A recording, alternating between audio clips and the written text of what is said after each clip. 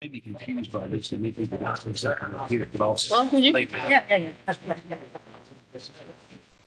Ready, stand? Please stand for the pledge.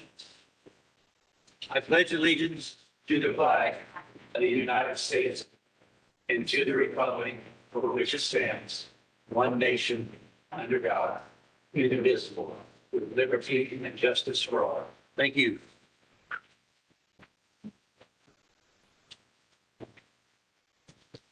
Roll call, please. Commissioner Butler. Here. Commissioner Clausen. Here. Commissioner Cox. Yes. Commissioner Phipps. Here. Mayor Hall. Here. Presentations, petitions, and communications. This portion of the city council meeting is reserved for persons who desire to address the council. The Illinois Open Meetings Act mandates that the city council may not take action on comments received on matters that have not been identified on this agenda, but the council may direct staff to address the topic or refer the matter for action on the agenda for another meeting. Persons addressing the council are requested to limit their presentations to 3 minutes and to avoid repetitious comments. We'd also ask you to state your name and address for the record, as well as stand when speaking. So the first part of the purpose of this meeting, of course, is to talk about the TIF. So we're going to have all that in the public hearing part. But did anybody have any comments they want to make other than related to the TIF at this point? Okay. So, public meeting is starting right now then about the proposed TIF of District Number 7. And I'm going to turn it over to Alex Beach.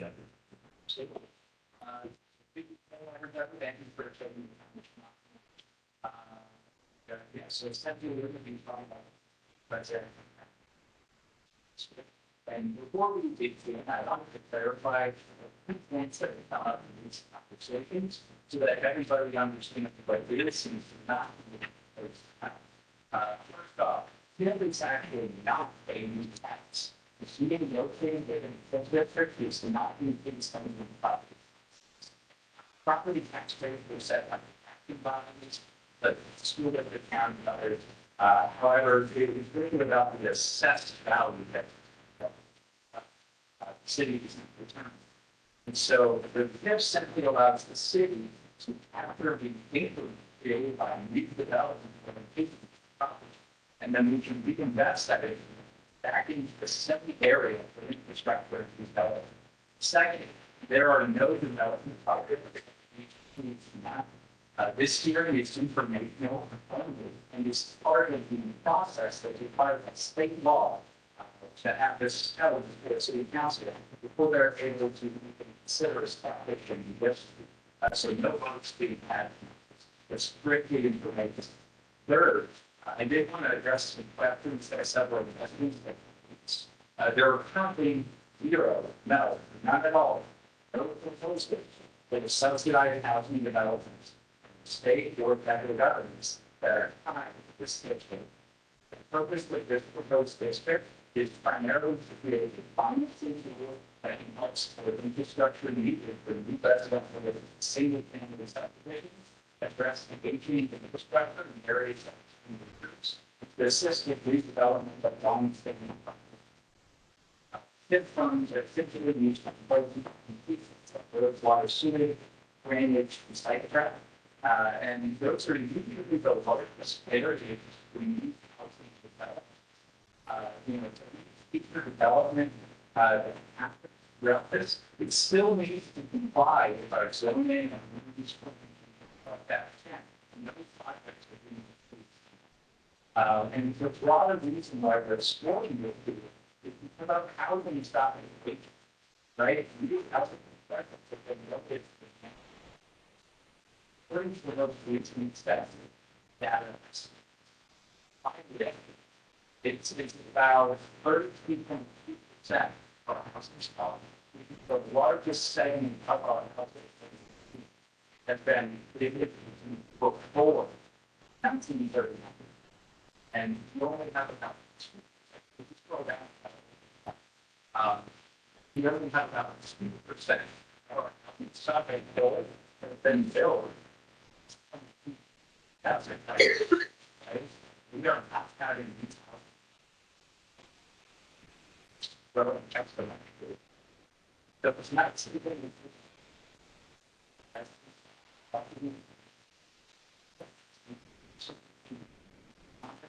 We'll do our best.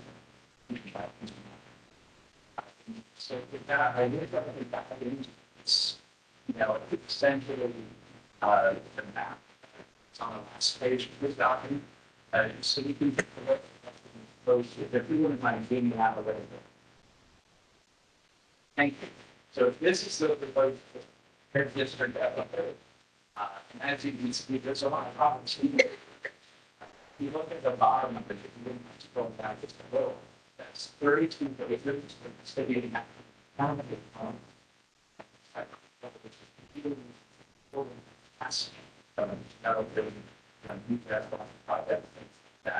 and so, because we have to that, it allows us to be very creative. That, that area is for downtown.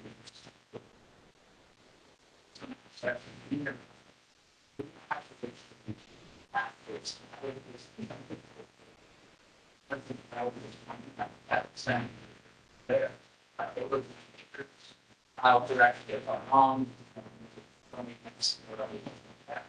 But we do have 9 students. Not there. And there's also a what I have personally just sort of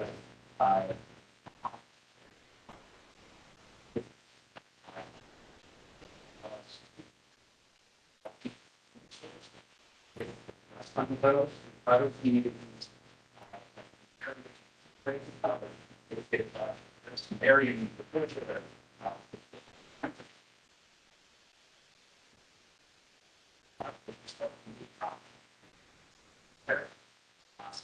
They're really good for Southeast. Yeah, all of this stuff needs to be heard. But all of that needs to be heard.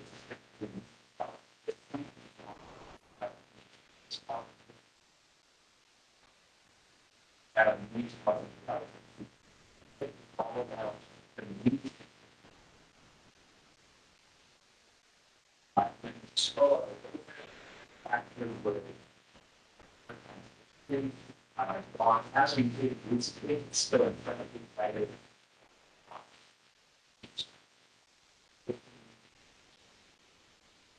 We're gonna talk about the vision. Very good. That said, we want to speak for city council. You'd say that as a city, we that area no longer. There, as we go up here, you see that other jacket that outlines that it's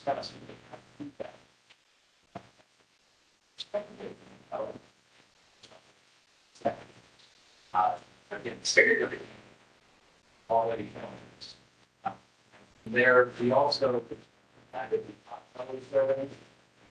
See the things happen. Building, that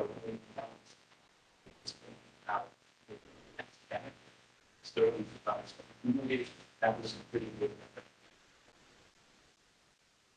Also, the side of the GPS that area. Those things significantly.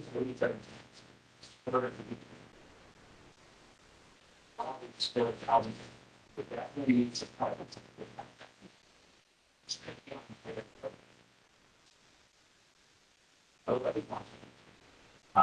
And so there we also which is saying that past. Yeah.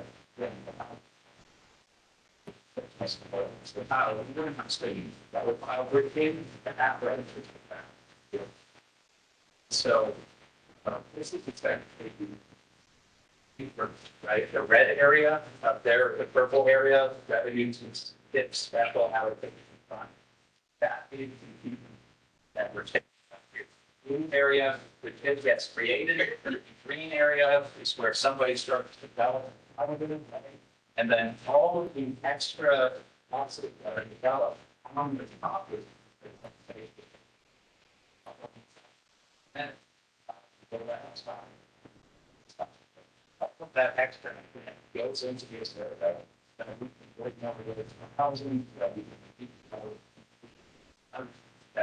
So if you would not go to the next slide. So this is an example of, let's say you might have paid to generate $5. So next slide. So you put a check off. Next slide. Nothing changed because no development occurred. So the $5 that is there typically being split by the city. All the other, right? So they're still getting their share of that $5. Next slide. Now let's say you build a house. Next slide. Let's say it goes up to $50. Okay. Yeah. Next slide. That $5, everybody's still getting. Do this. Actually, they're all getting that share. But the existing tax money. All right. Next slide. The extra $10 that's been generated now goes into that budget. So that allows us to help create things for new house. Next slide. And so at the end of the day, it's all about income property. It's all about development. It's just about that. I'll turn that into the app. And happy to take any questions back.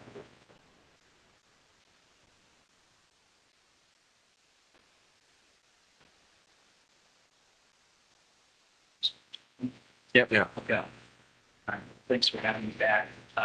Adam Stroud with BGAB. I'm a consultant hired by the city. Can everybody hear him back there? Okay. You know, yeah. You can kind of turn a little bit there. Or, Okay. yeah, right there. That'd be fine. That mic is really for external people that are listening online. And we do have. You'll get picked up. You'll get picked up on. Yeah, you, Either one of them. No, you're good. All right. Either one. They'll pick them up. Adam Stroud. I'm a consultant out of St. Louis that's works all over Illinois. I'm from Illinois, originally called Regional, and we've been hired by the city to work on this district as well as some project. So my firm has basically been doing this work as long as we've long. I have, not that soon, but I've been about. Okay. What a firm like TGAD, what our responsibility is to make sure that the process is done correctly, according to the law, that this area meets the statutory qualifications. Cities just can't put this in, right? They're asking certain findings. Okay. Now, the word life sounds scary. They think my house is, or they think my neighborhood is. That's not what it means. That this area meets, in our opinion, the statutory guidelines for what a lighted area is. Some things your gut kind of tells you about that. What you see here is streets, here is buildings, vacant buildings, vacant homes. That's something that's something you can't necessarily see that the sewer system. Sort of inactive service. It is on that. The other thing that is property. That's property value according to the set applies to set of time. So if this area is performing at a rate lower than the rest of the city, or lower than And that's a factor. So to summarize, we use prefab. State law allows that if more than half of the home. 35 to the three factors used for this area are deterioration of site improvements and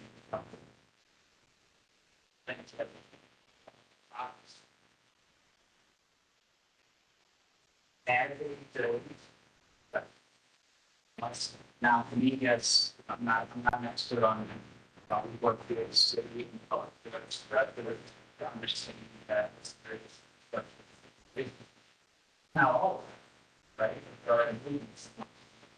One of which is stormwater. The third factor, there's the area that I already have, we don't even talk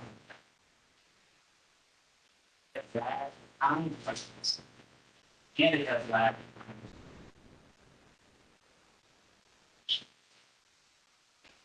So those three factors, we have to produce a study that we document property by property, those conditions. Have to agree that those factors are both in.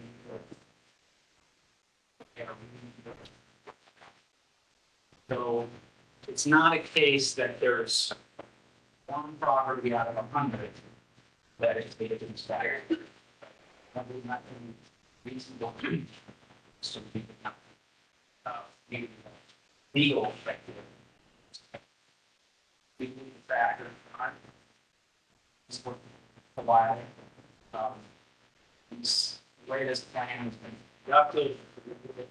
This is state law.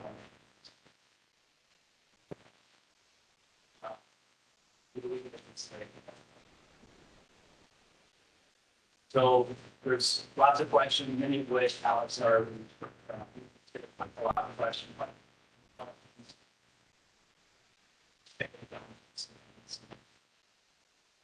Oh, another thing is that if whatever is planned in the area has to comply with. So this area is mainly.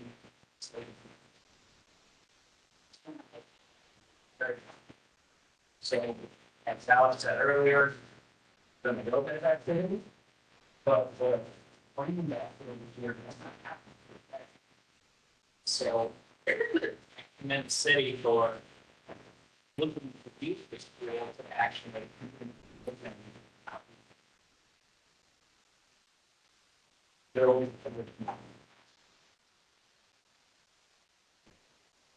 So if your property is within the map, you see that your buildings within what site improvements or something like that. I understand that the homeowner themselves.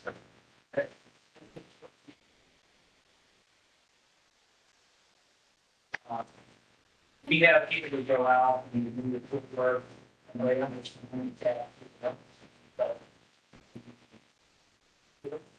So that is why that man has to go at the back.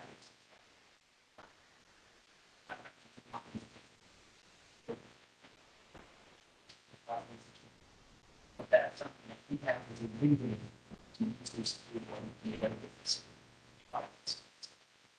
so he doesn't even have to fit with them. We're in violation of some building codes and the building office and yeah, sure, at that point. But just because you're in the state of it, that has nothing to do with code enforcement, violation. Possibly a bit different. There, excuse me, there are chairs up against the wall that people can come in and sit if they would like to. There's people standing outside. There's several chairs up here along the wall. I can sit here.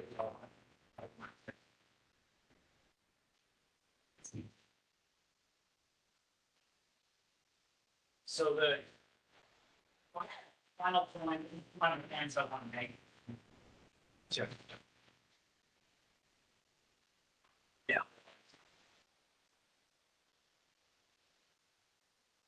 The final point I want to make, I think Alex already said this, anybody that Alex needs to.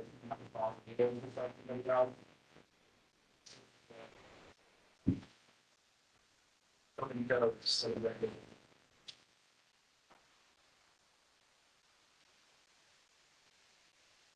Thank you for. Probably going to be done that. Questions for any,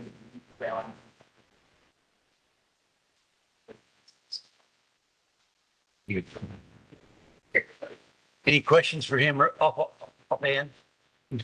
Yes, Keith. Keith, if you would, I hate to have you come up here, but we got people that like to listen to you. Okay. Pretty serious. Yeah, well, we'll cover for you. This will be my only question. Okay. So you use the example of might be code violation within TIF.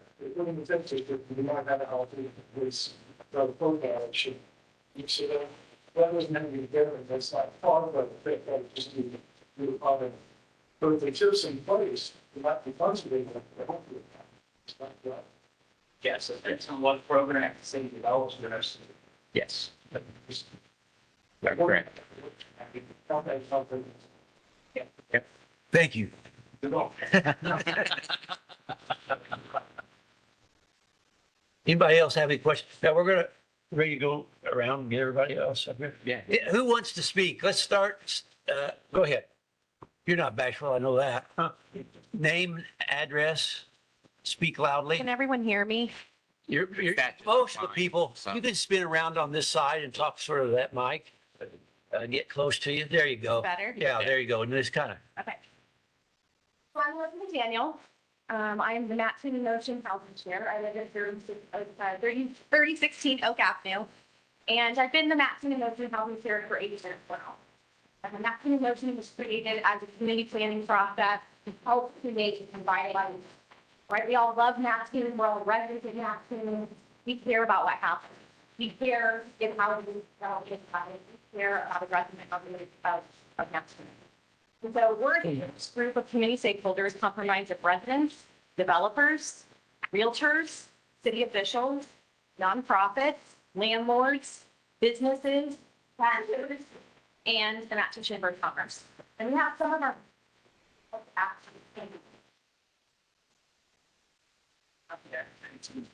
some of us have been on the community since inception, some of us have been community for a year or two. But we've worked hard to create effective solutions to address the various housing needs in Mattoon. We have already created a comprehensive community-wide housing plan. We have surveyed every single parcel of land in Mattoon and identified the quality and condition of the housing and of the commercial property for the parcel health and which homes should be demoed next. We have tripled the annual number of demolitions of dilapidated homes that are beyond repair. And we've modified zoning codes to allow the development of compact homes.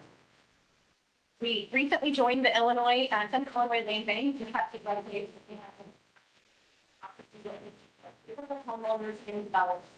But probably going to just sit there for years and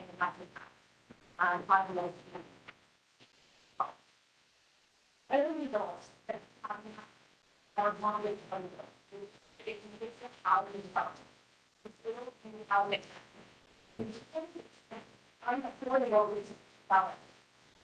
the numbers were getting structure on the land that allocated to go in the Lunkin site and maybe the other site with $4 million.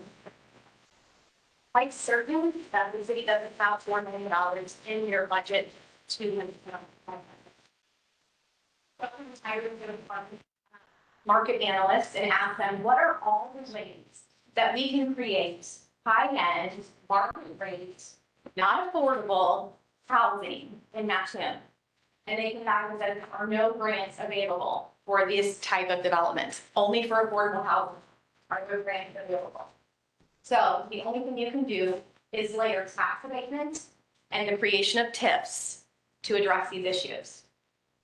So I would just like to say that if you care about progress for Mattoon, we see all this development happening with Emerald Acres, all these businesses coming. We know that we have businesses here, and I hope the Chamber of Commerce might talk about some of those things, that are having people buy houses in Effingham and Tuscola and other neighborhoods because we do not have the housing here. So I would ask that you would consider to support and vote yes when it comes time for a vote for TIF. Thank you. Yes.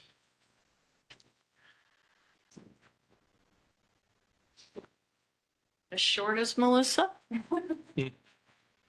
Okay. It'll pick you up. Can you hear me? It'll pick you up. Okay. So my name's Carolyn Floyd and I live at 14 Elm Ridge and I am with the Mattoon Chamber of Commerce. I've been on the housing committee for about 8 years. When we first started, we had a different mission. We were just trying to rehab some houses, you know, maybe paint houses, do some things. But when we did the refresh, I guess I'll call it, we changed our goal. We knew that housing was crucial and that we were, you know, housing was short here. It actually was a trend across the nation where housing was becoming an issue. And so that's where we turned our focus. And at the Chamber of Commerce, we literally every day for a couple of years, we'd been having people call, you know, whether it was like, I'm trying to find an apartment, I can't find an apartment, we're trying to move to Mattoon, can't find a house. You know, we were talking to realtors that said, you know, we've got one house on our books. People wanted to move here and they couldn't. Another thing is we were talking to organizations and businesses, Sarah Bush, a Grupo Bimbo, the Mattoon Community School District, Rural King. They were saying, we have people that we want to hire, but then they don't come here because there's no housing. Alex and Ed Dowd and I, we worked on a project called Move to Mattoon, Make My Move. And just to be clear, because there's always confusion, it was, we were trying to move remote workers here. And we were doing this with privately donated funds, not city funds, just so that people understand that. And we were interviewing people and we probably interviewed, I don't know, 20, 30 people. And we had lots of great candidates who then said, well, you know, I've been checking, I'd love to move to Mattoon. It looks like a great place. You know, we talked it up and they really thought it sounded like a place they wanted to move to. They said, we've looked at your housing. There either isn't housing or what's available is just not something that we want to buy. And so it's been an issue for a long time. And it's something that, as Melissa said, you know, we're kind of on our final goal here. And it's crucial that we get more housing. And so, you know, I hope you keep that in mind as we go forward and discuss this issue. Thank you. Anybody else back here? I know that everybody's, I see one finger pointed. Oh. Go ahead. You're not bashful, I don't think. Kirk Swenson, Century 21, 1600 Broadway Avenue, I'm just about any day. When they talk about TIF districts, just because your property's in a TIF, it shouldn't think of it as a negative thing, it's a great thing. If you've got problems with your house and based on how the city is doing things, you prove that funds available to you to help you fix your house, put a new roof on, things like that. As Alex was talking about Black, they talked about the apartment for 6th and Wabash. I want you to think about that for a second. And then just look at the street here on 21st Street. What do you see? It's supposed to be the old hospital. Okay, that's not in a TIF district in one of the blow-by houses. And they set in place for how long? Okay, those are things that you can address with the TIF district that you're being creative. I think that's important to know. Why do investors and sellers not develop or build Mattoon? Infrastructure costs. I'd say, I'm gonna call it, if you had 4 3-bedrooms, 2 baths, between 2,000 and 2,500 square feet, homes, 250 to 350, how many comes out? If you could build 25 of those today, between Mike and I, we could sell all those houses in Mattoon in probably 3 or 4 weeks. Okay? People don't build in Mattoon because the cost to build is $300 a square foot. You can buy on the country club, top end, top shelf houses, they're 170, 175. The school system built a building trades house. Last year we had 3 offer funds. The offers were $325,000 for an 1,800 square foot house. Guess what? It didn't appraise, so I had to sell it cheaper than that if it didn't appraise that. I just don't mean higher taxes. I just mean higher values. Tax basis is set on a pool that has to be accumulated from the county. Once they get that, they do a rate adjusts. And so just because your value goes up doesn't mean your taxes have to go up. Okay, so that's something to keep in mind. Your value going up is a big thing. He talked about flat markets. When I got in real estate in 2008, it was interesting and we worked quietly for about 6 or 7 years and then got real serious about it. I used to tell people, if you bought a house 10 years ago for $200,000 and you maintain the house for 10 years, and you sell it and you get $200,000 out of it, guess what? You're probably going to be walking into. That's God's honest truth. He's asking me another really about that. 2020 hit, COVID hit, and what happened? People were staying home, and if they were staying home, working at home, so they say, so I'm going to stay home and work from home and move into a home that I want to do. Nobody was moving out. All of a sudden, guess what? They put vacuum in that thing, and there was no house. There's still a vacuum in that thing. If you don't develop in that tune, you will continue to lose talent. Out of probably 10 or 12 executives that we placed on, my places and other people placed them in that tune. Out of the 12 people we placed in Polk County for executives that came here for either rural came to hospital or someplace else, I can count on 1 or 2 fingers of people that stayed in Polk County for that tune specifically. So now they bought houses in Silver, they bought houses in Shelby, they bought houses or vice because we don't have any. You're losing tax dollars, you're losing property tax dollars, you're losing sales tax dollars, you're losing the rest of them. You need to think about that. And young children. And young children. I'm talking to my private who was on the school board for several years.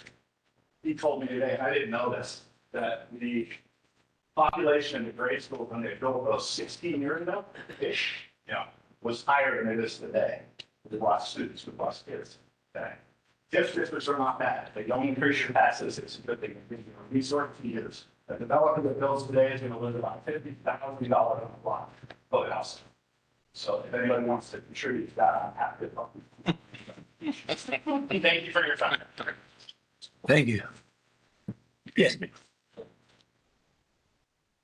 Barbara Wiley, I live at 1017 Lafayette here. I've been working with the committee a couple of years now.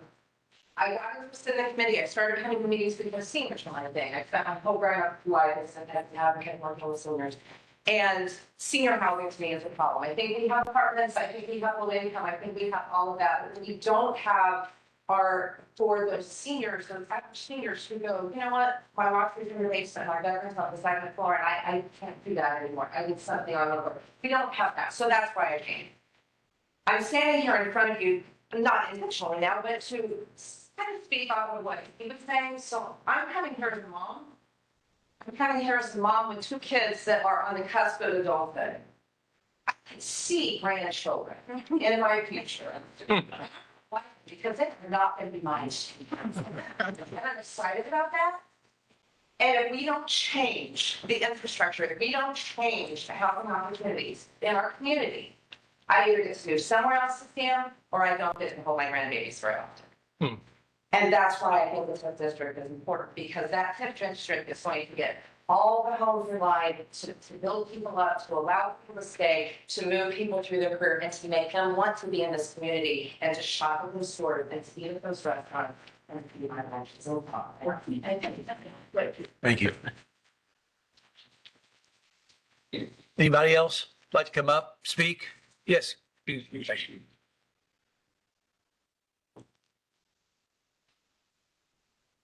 I'm Mike Staten. I actually live in Charleston, sorry. Excuse me, you can't speak here. Yes.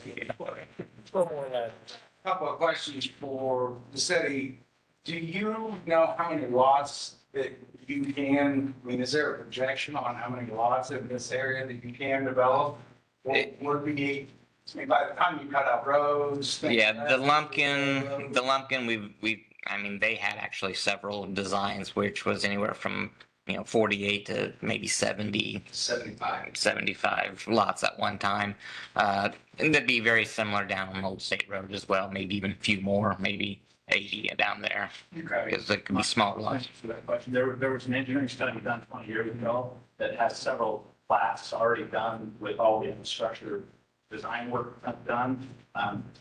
My own opinion is conceptually it was good at the time, but it probably needs to change to adjust. It's pretty fresh, sure. Yeah. Sure. Then, one other question I've got before comment. You had said that the Pine Acres, the appreciation had not met with inflation values. How do they compare to the rest of the neighborhoods in the city as far as increase and values over time? So.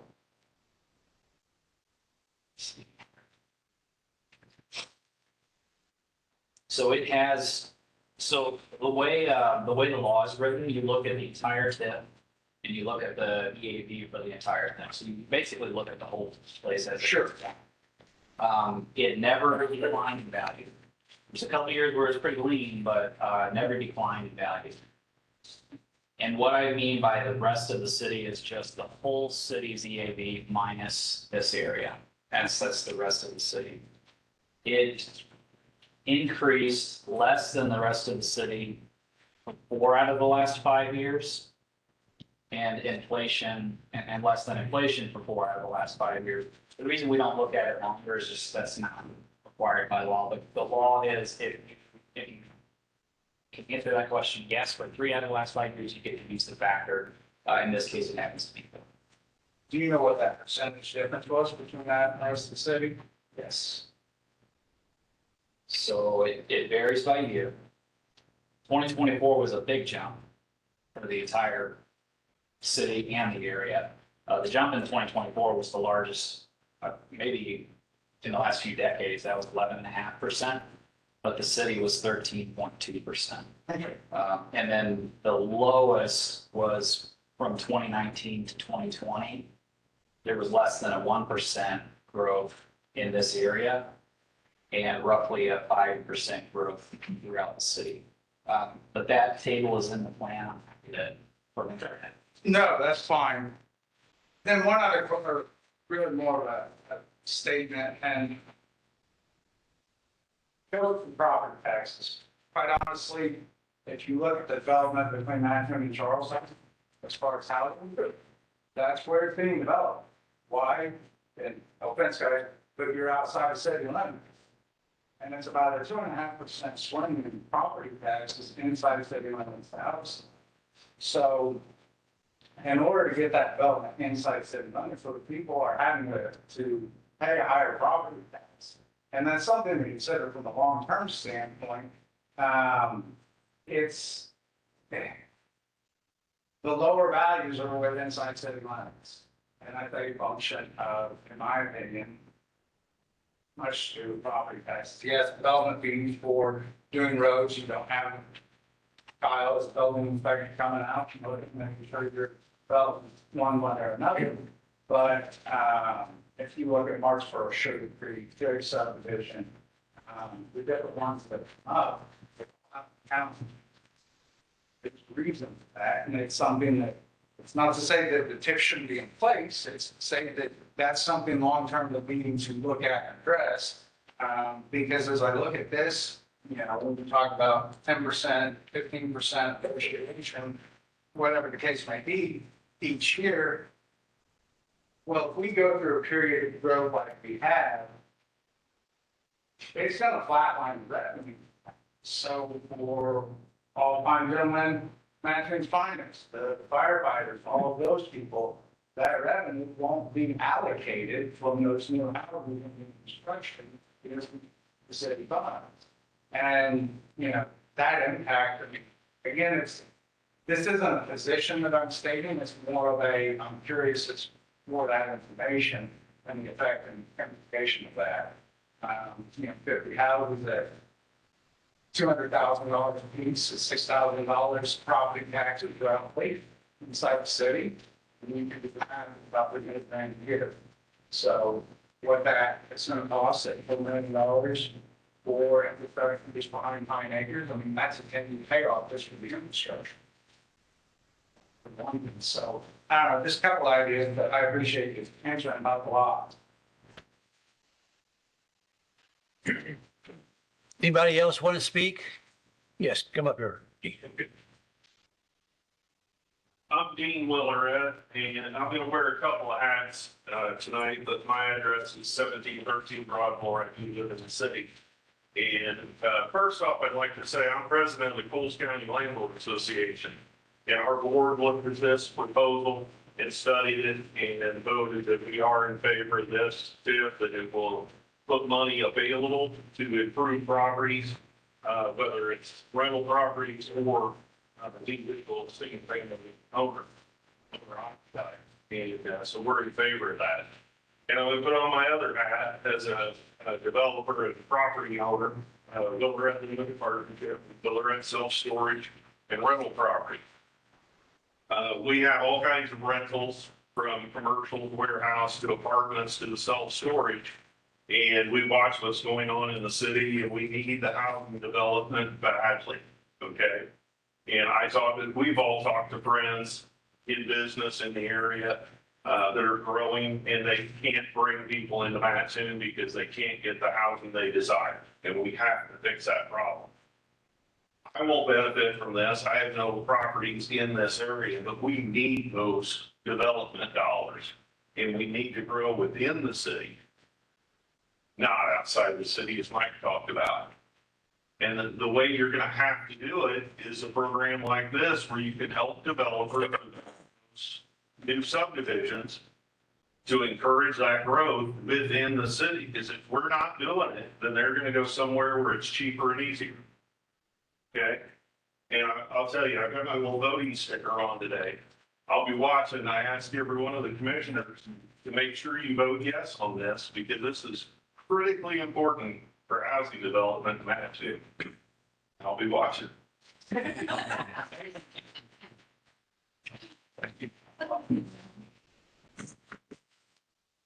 Anybody else like to come up and speak?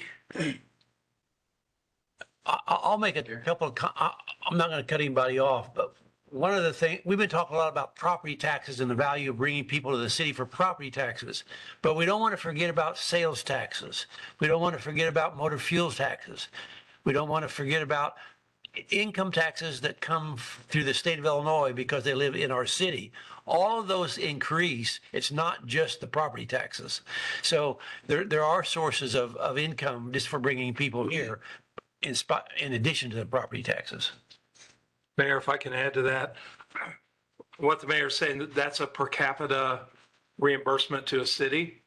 And when, I know time goes fast, but when the 2030 census, if we can increase the 2030 census by 500 new residents from 2020 at roughly $300 per capita.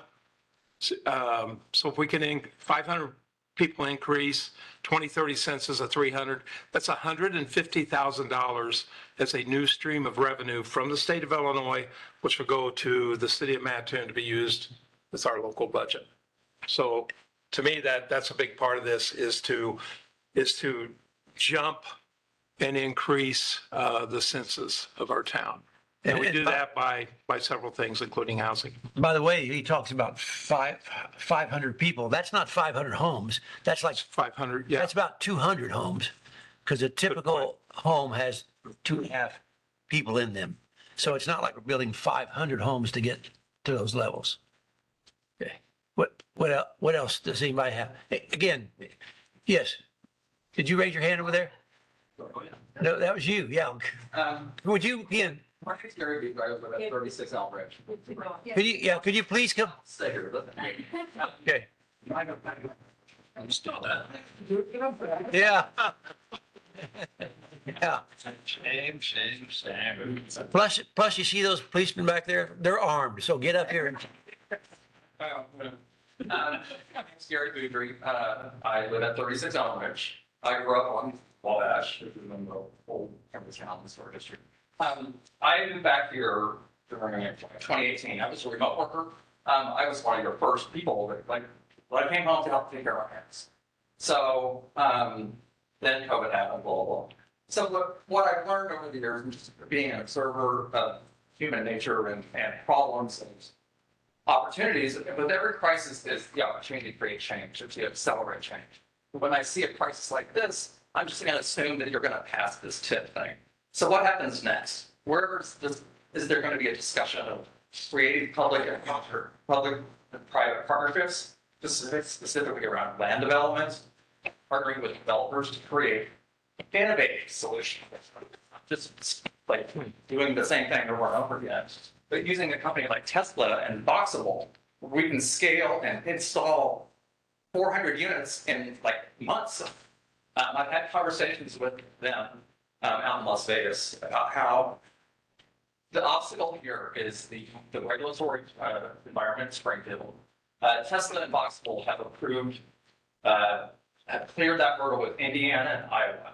Those are the only states in the Midwest that have been cleared to install off the grid, so to speak, housing solutions that can be pre-made, installed on a foundation, and scale, hundreds. You can build hundreds of these units on these city-owned plats. Anyway, it's just an idea.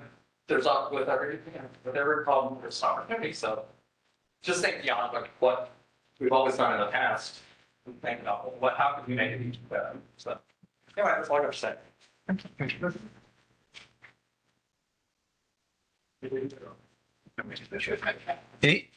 Any other comments from anybody? Before, go ahead, yeah. Go ahead. I'm Susan Deeper and I live at 613 Oklahoma, and I came just to get information. And this all sounds really good. And I would like to see the trailer park gone because I drive by it all the time. But there are still 5 people living in there. And so I see this as positive, but what's going to happen to those people? So there are no and disbursements or anything like that, and Adam might be able to speak a little more, concretely about that. I'm not as familiar with that specific segment of the FIT Act. Anything we're proposing in this, and it would require a separate amendment to the plan and things like that. What I will tell you is, that property and Middle State Village are owned by out-of-state people. It's the same group that owns both. It's, I believe it's Schultz Real Estate, and then 52 or 57 properties. And so I know what their current plan is for both of those locations right now, which is just clean it up, put in brand new double wide, manufactured homes that look a little bit more like housing, as porches. And again, I'm not going to speak for city council, but I don't think that it's something we would incentivize through this. But at the same time, it does depend upon, what our housing needs are as a community. If we ever went out here and say, hey, this is what we need for our seniors, and we can verify that with that, maybe that's something that council can say, I don't know. But at the end of the day, it is their personal property. They can do what they want with that, and these laws are not by. Kirk? Is the Old State Village in city limits? Yes. You should drive off through there and see what they've done. They've done pretty good work there so far. Yeah. One more comment. So what I would say to that is, I understand that you want to build $300,000 homes and that, but if you look at my home on 613, it is not a $300,000 home. It has new siding, it has new roofing, we take care of our property. And I think the people that I talk with would like more reasonable homes than a $300,000 home. So just as long as you're thinking about everybody, that's my name. Well, 100%. And what I would say to that is, so it's really important to think about income levels and different those from different government agencies, right? And so, like, I personally have a home loan with the USDA. I qualified as somebody who's low income back when I was serving the country in America. And so, if we look at that definition of what USDA certifies as low income for our community, it's 70% of our community. It's anybody who makes less. Anyone who makes less for one family, you're one person, 4-person household, $68,000. That's the majority of that. That's our everyday working class people. that's the kind of housing, let's say 150, 200, things like that. That is what's really going to allow our workforce to grow. And that's why it's a perfect opportunity for the 32 acres that we sell. That's for starter, for senior house. Folks that are on, maybe fixed income, like a social security fund, right? I think about that house that's on that street right there. There's been a tarp on it and those issues and say, man, what if we could help those people? How did that something to go into? And so from my perspective, as a millennial, I'm 30, housing for me wouldn't have been possible without that USDA loan. And I think if we really market that out, we'll have a lot of young people in our community that are tired of, renting, that they want to own something. That would be an opportunity for them. But first, the opportunity has to be this. And one thing I'd add just very briefly is, I know we're all familiar with Mason Jars, it's all for station, right? So in the late 1800s, they moved the money and their CEO, when they showed up there and they asked him, "Why do you move this town?" He said, "Oh, nothing special. They just had a couple incentives and that's it." And then as time went on, they started to specialize in aerospace manufacturing for really big components on airplanes, spaceships, things like that. And they found that all of their corporate executives were living in Boulder, Colorado. And so they were literally flying people over to Muncie, Indiana every week for 5 days, and they go back home to do it. So eventually they got tired of doing that. And they moved their headquarters to Colorado. And so, I look around in that tune and I see this same issue, right? We have working executives that live in Champaign and Effingham. We have folks at the hospitals, colleges, that don't live in Wolf County. And it is our top priority, I think, as a community to ensure that years down the line, that our corporate, our corporate citizens, our corporate, just all of those organizations that are so beneficial to our economy and livelihoods, it's important that they set. It's important that they have the workforce that they need to thrive and expand. And that's where this becomes absolutely. Yes. My wife just said, I'm Bill Lovecamp, 1017 Lafayette. And Susan, I appreciate what you were saying. And one of the ways that my wife explained it to me is it's not just building, it's targeting like $250,000 to $350,000 homes. He said also that there aren't enough families moving here. One of the things this does is it actually, so my wife and I paid off our house and that probably was more of a starter home, but we stayed. We're part of it. Because she explained it to me, she said, we're part of the problem because we should be moving out to one of these subdivisions, after we've, we move out and then that opens up a starter home for a younger family. And so it's also transitioning some of your population. There's nothing for us to move up to. And then we would have, as people make that transition, then there are more of those starter homes. Somebody can move out of the mobile home and maybe have one of those cute little starter homes and move into that. So it has a ripple effect. There's a lot of levels. So that's one of the things that connected with me. So thank you. Thank you. Thank you. Yeah. One other comment, sorry. But This is your last time. questionable. We've got a nice house in an area that may not have some houses that are that great around it. But that also gives an opportunity for those people to get those houses up level. Guess what that does to your house? Raises the value of your house. Yep. So those items come up your house too. Fix some of that problems. Thank you. Yes, ma'am.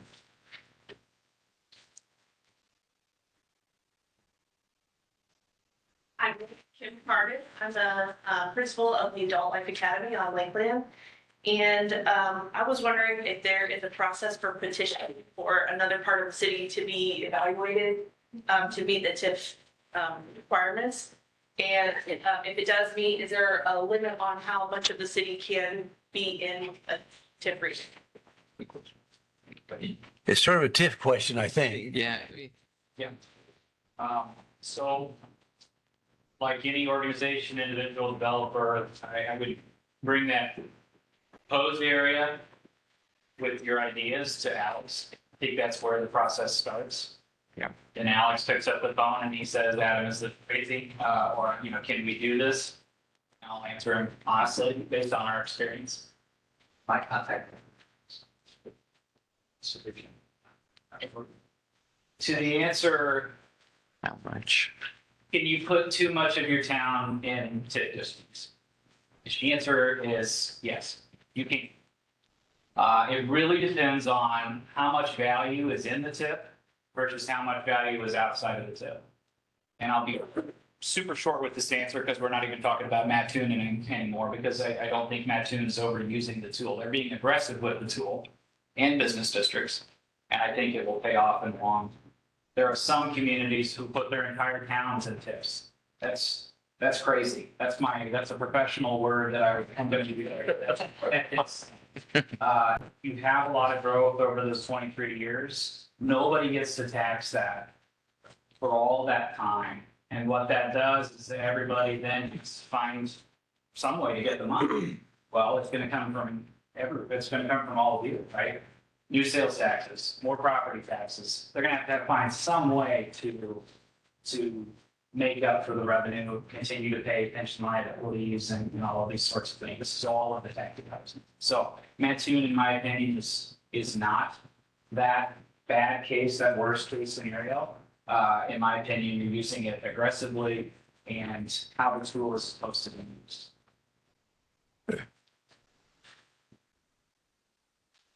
Any final comments anybody has? We're ready to adjourn. Close the hearing. Close the public hearing? Yep, go ahead. I was say, at this time, we'll just close the public hearing then? Okay, and then we need a motion. Need a motion to adjourn. Thank you, everybody.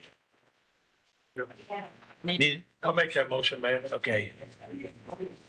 And the second? Second. Roll call. Commissioner Butler? Yes. Commissioner Clausen? Yes. Commissioner Cox? Yeah. Commissioner Phipps? No. Mayor Hall? Yes. Okay. We'll take, Couple seconds to let everyone clear out. Got the gavel, Rick. I know that.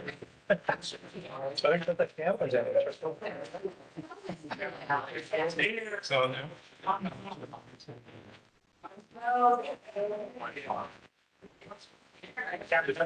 We're gonna, as soon as it clears out a little bit, we're gonna start this meeting. Look.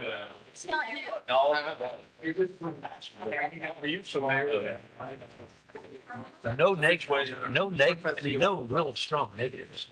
Thank you, Adam. Yeah. Okay, Thank you, Adam. Thank you. take care.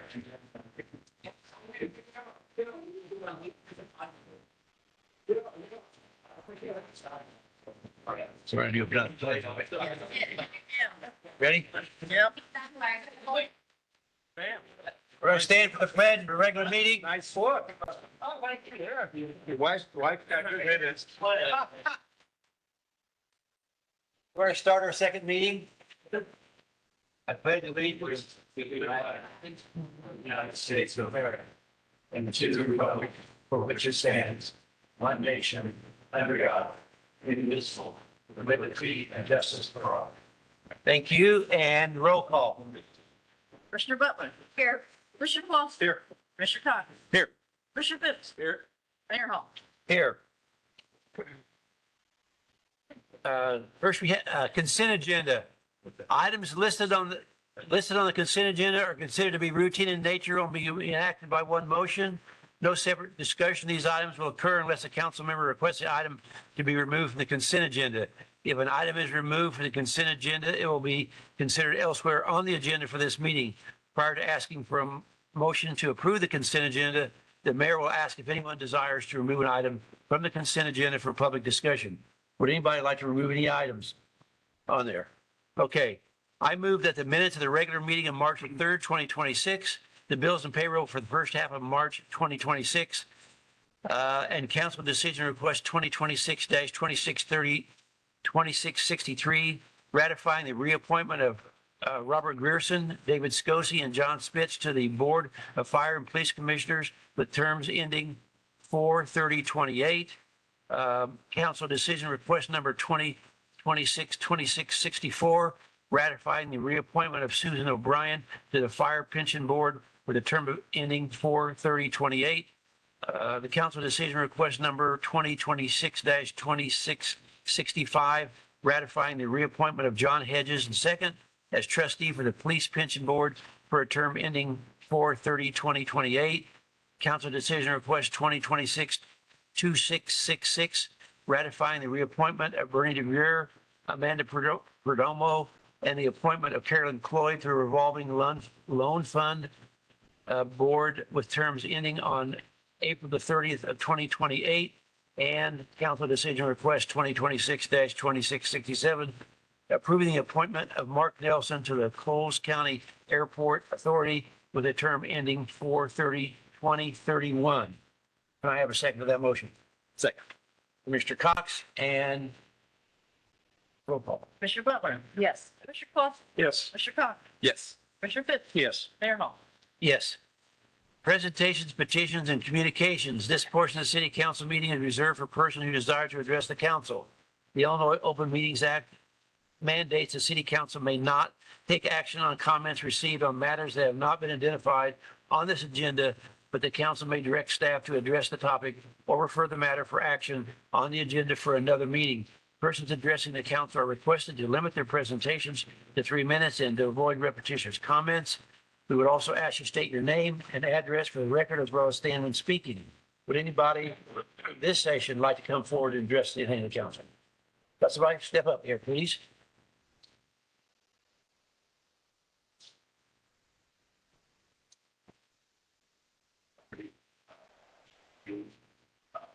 I am for about a year. Some bases, as you know, I've seen them. You went through. I'm here tonight asking what the status of the paying the alcohol. As it stands, what are you doing for next year? Actually, are all sort of thing at the restaurant should not all that be from another like for we're asking to possibly to like the rest of the state for taking lake and eastern on West Street that are 18 feet long. Us that way, how we will do worse for us than employee high school kids. Justified 18. That's what they're doing surgeons to know people that have affected like that. I'll post that's about that. I'm 60 when I go to this cat. Here on I was with Buster and that big of a all something to do with haters. There. That's the first job of a lot of people. But extend that really having this battle with the ordinance where it kind of creates a total. Okay. You are not asking us to violate any state laws. You are asking us to amend our ordinance that would allow you to do what everybody else is doing. Is that correct? Kind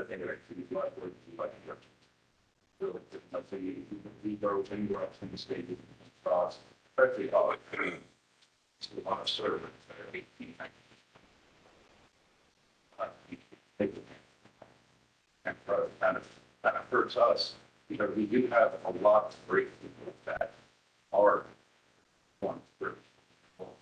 But that's going to be that kids know if you're a babysitter, say, if your kid's sick, you consider 1.25. All of a sudden, these people that are finding out they're scheduled for a week or 2 weeks have been trying to stay 2 weeks out of the studies for them. They can plan their lives. All of a sudden, this team comes out tonight and they're having a fall sick, they're having, that days 2 or 3 of those hours. And all of a sudden, Monday or Tuesday, we can handle it. But if this happens on Friday, Saturday, Sunday, that could really attack our business. And my opinion was, 28 years in, but if you're being met, or if it's a little bit, I feel that it would be more time. Restaurants, we just are expecting it is. Right. I think that is still worth thinking about. Okay. Have you looked at this yet? Well, he's correct. There's nothing in the full act yet. It says you have to be 21 served. Yes, sir. They leave it up to municipalities. A lot of municipalities prohibit people under the age of 21 from serving and some allow people to be 21 to serve. It is up to the individual fact. So, and I don't think it's a lot. I don't think it's predominant. Choose. And then I think ours is a little weird where I think you're supposed to be 21 to pour and to ring up the cell, but yet you can be 18 to serve it to the table or, so yeah, that's something I think we can look at. Has that been in place in its current form for how long? 30 years that I've been here. So it's outdated, really. So again, I want to break this down one more level. You're not asking people under the age of 21 to actually be a bartender. No. And you're not asking for people under the age of 21 to actually take a liquor order. The issue is that, go ahead. They would. So for us, we got this rough block, all the things that they or their requirements. If they are, they're trying to do, I don't think paying $10 out. So,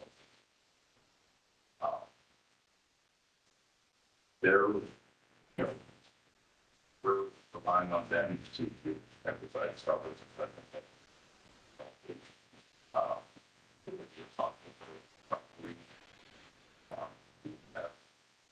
Things in the forest. They're not supposed to have any drinks from Right. They have to. There are.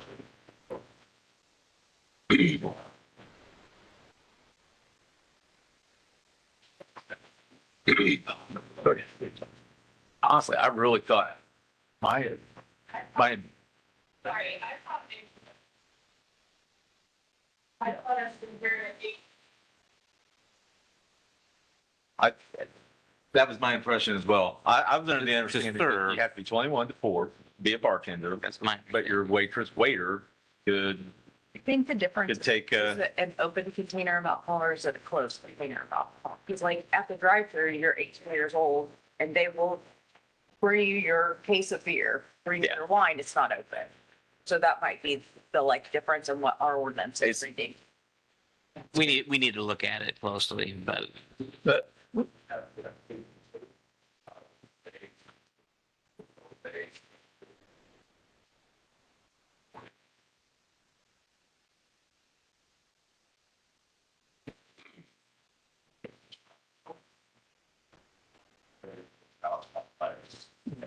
Outside of champagne.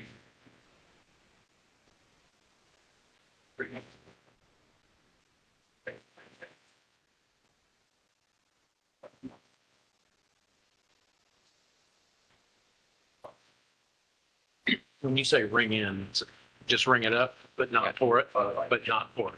Yeah. That would be hard.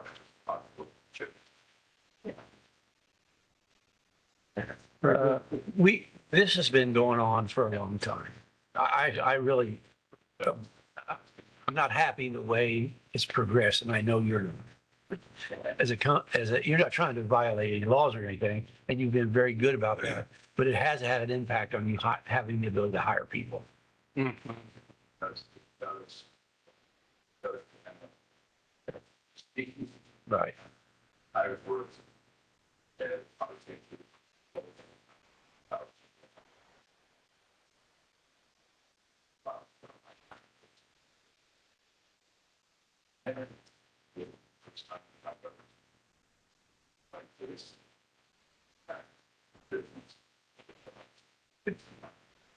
Is there is there time frame we can work on because I'm not sure, but I think you guys have been pretty busy out there, right?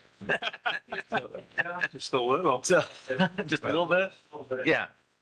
Well, Well, we've got a couple other issues on the there's no reason why we Liquor. can't get this on the agenda the next meeting. Is that correct? Okay. Everybody okay with that? We can get something we can live with. Okay. It's up to us to get this done. Thank you. Okay, anybody else have anything you want to bring before the council? All right, and if not, we go to new business. Motion to adopt ordinance number 2026-55-2, approving and causing publication of the official zoning map of the city of Mattoon. A second to that motion, Second, Mayor. Commissioner Clausen, and any quick? We do this every year. Alex and Angela get all the rezonings and everything over to the county. They put them on the map and we approve the map every March. Okay. Any other comments, questions? Roll call. Commissioner Clausen. Yes. Commissioner Cox. Yes. Commissioner Phipps. Yes. Commissioner Butler. Yes. Mayor Hall. Yes. Motion to adopt special ordinance number 2026-2005, approving the rezoning R3 to C4 and special use for non-conterminous parking at 1704 Walnut Avenue. Petitioner Megan Odell, Commercial Electric, 07-2-13795-000. A second to that motion. Second. Commissioner Butler, and any comments? Same thing, it's pretty straightforward. There's some C4 to the west, there's C3 to the west as well, there's C3 to the east.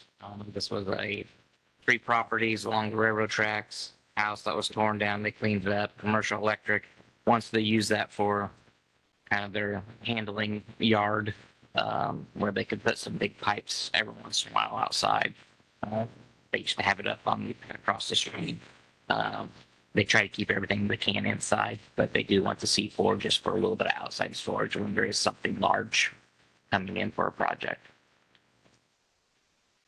Did the commission? Planning Commission approved it unanimously. No. No objectors are present. Okay, any other questions? Roll call. Commissioner Cox. Yes. Commissioner Phipps. Yes. Commissioner Butler. Yes. Commissioner Clausen. Yes. Mayor Hall. Yes.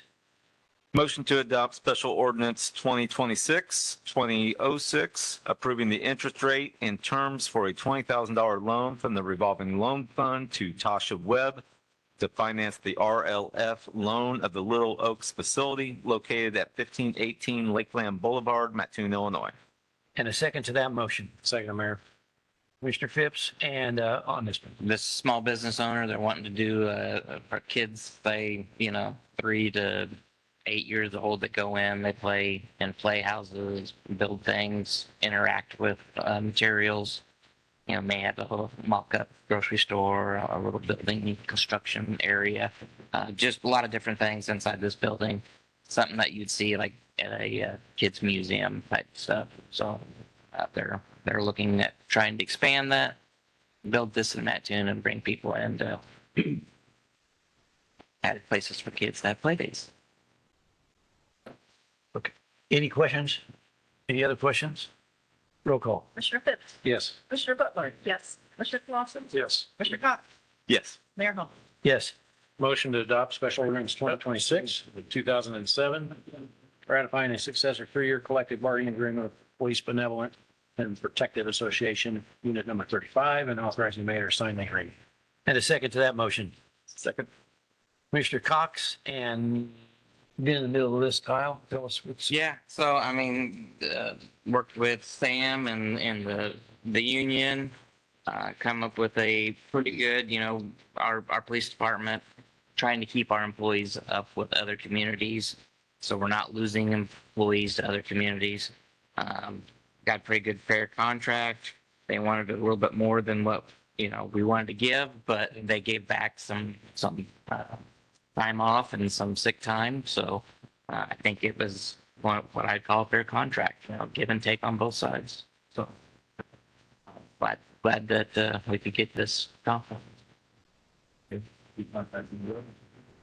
Questions? Anybody have any questions? Okay, roll call. Commissioner Butler, Yes. Commissioner Clausen, Yes. Commissioner Cox, Yes. Commissioner Fitz, Yes. Mayor Hall. Yes. Okay, next is comments by the council. We'll go with Commissioner Clausen. No comments, Mayor. And then next in line is Commissioner Butler. I don't have, I know, I don't have. Everybody stand. Okay, I would like to know for the record, the obnoxious gestures that I just. I took his pen, he cannot speak. okay, Commissioner, let's go with Commissioner Cox. I would like it put into the record at 7:16 PM on March 17th, 2026, that Commissioner Clausen had no comments. Okay. And then Commissioner Phipps. No comments. I'm good. Thank you. And the mayor has no comments. How about a motion to adjourn? Motion to adjourn, Mayor. Commissioner Cox, second. I'll second that. Commissioner Phipps, roll call. Commissioner Clausen, Yes. Commissioner Cox, Yes. Commissioner Fitz, Yes. Commissioner Butler. No. Mayor Hall. Yes. Meeting adjourned. Yeah. Thank you all for being here.